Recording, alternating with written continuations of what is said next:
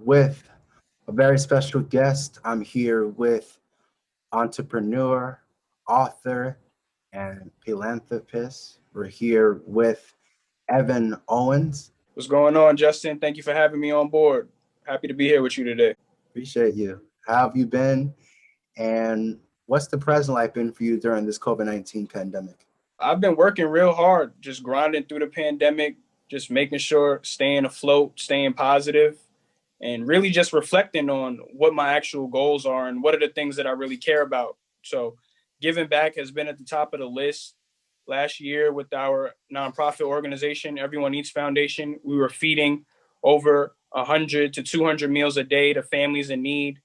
We did that for about 3 months.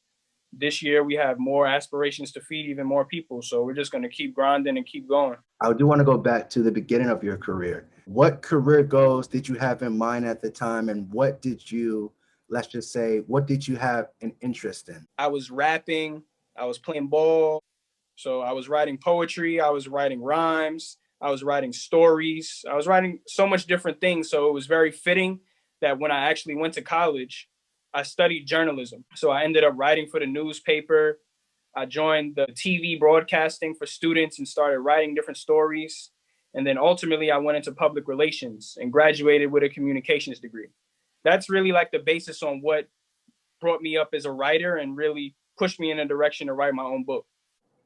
You've been successful for such a very long time, I would say. Let's go back to the year of 2016, where you are the merchandising director at Love Renaissance. Love Renaissance has organized merchandising for Dram, Summer Walker, Boogie. You've ran merchandising with Love Renaissance on tour with Kendrick Lamar, The Weeknd, Chris Brown, and Joey Badass. And also, Love Renaissance had a collaboration with Reebok as well. Let's talk about the success of Love Renaissance and how it all got started. LVRN started back in 2014 with an artist that got signed named Rory. And that's when the guy started really creating a buzz. And it really just built from there. In 2016, I came on board full time after leaving my job in New York. And I came in and just was young in the game, just learning about the industry and learning how to maneuver. And it's just grown to a level here 5 years later. We have Black, we have Summer Walker. We just dropped a new project, BRS Cash, that has the hit song Throat Baby out right now. And there's really no limit to where this can go. But just 5 years ago in 2016, you could all look at it as like we are just kids just trying to figure out the music industry. So now there's the stakes are higher and there's more at stake to really get done. However, the success keeps coming because we stay in tune. So me just doing merchandising for all of the talents has just been a blessing to be able to really turn it up. Love Renaissance had a collaboration with Reebok. What can you say about that and the experience? It was an interesting time because, again, this was in 2018, right on the cusp of when Summer Walker started to pop off. Black was still very much on top and things of that nature. So like just the hype and the energy alone to a Atlanta record label getting a shoe was just a big deal in the city. We were able to create a whole different type of experience in the city with the events, and then working together with artists like Frico, who's done so much for so many other talents. It was just a great experience and exposure for the city. Whole team is killing it, crushing it, and we don't plan to stop. The most memorable experience that I could say was basically spearheading Black's East Atlanta Love Letter World Tour, because it wasn't just domestic and in Canada. We were in Africa, we were in Australia, we were in New Zealand, we were in Europe.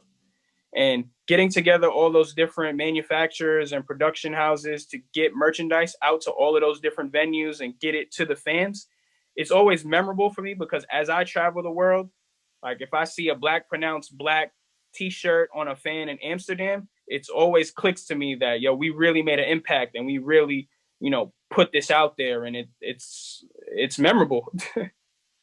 You've given back to the world in such great ways. Let's talk about your nonprofit organization, Everyone Eats. So Everyone Eats was started back in 2017 with two co-founders and I. And really, it just started as us just making some sandwiches and giving back to the homeless. And we ended up creating it and turning it into an official organization where we got 501c3 certified and was able to really start making differences in our community. So being able to do that the past couple of years has just been phenomenal. We've been on the ground floor of voting initiatives, of really pushing our youth to be better as far as being mentors in the classrooms, feeding people, and really just making an impact. This year, we really hope to roll out scholarships and impact even more. So we're just really excited, and we're happy for all of our volunteers that come out and serve with us. Presently, you're still in the entrepreneur business. You're working as a foreign exchange trader, which you also written a book as well, Paces. What was the inspiration behind creating your book, and what's it like being a foreign exchange trader? The inspiration behind the book came while I was in therapy, just really at a dark place in my life where I really needed to figure out where was the direction I was headed. And it really just came to me how much I was passionate about writing. And I always said I wanted to be a writer. I always wanted to be an author. And I really just had to put the pen to the page. And the book actually started out as a journal. And it was basically a journal to myself, helping coach me to heal and to become a better version of myself. And that was what really inspired me to keep going. Because as I started sharing certain things from it, people would just say, yo, the world needs to hear that. Like, I really gained something from that. So that's what pushed me to keep going. As it relates to the foreign exchange trading, I picked up that skill last year. And by no means am I a master trader at this point. However, I could make some dollars in the market.